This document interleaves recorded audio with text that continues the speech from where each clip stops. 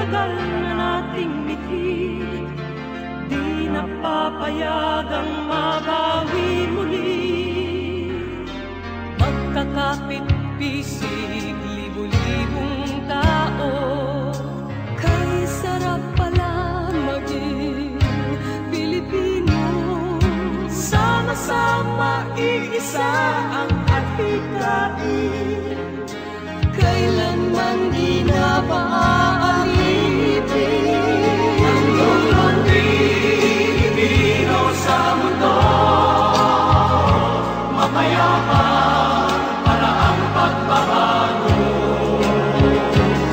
Katotohanan, kalayaan, katarungan ay kayang makamit na walang kahas, basta't magkaisa tayong lahat.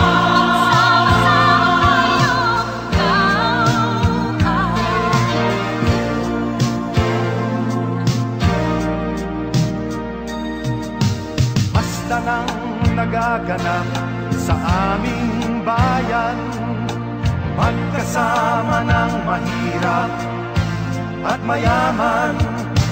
Kapit-bisig, madre, pari at sundalo, naging langit itong bahagi ng mundo.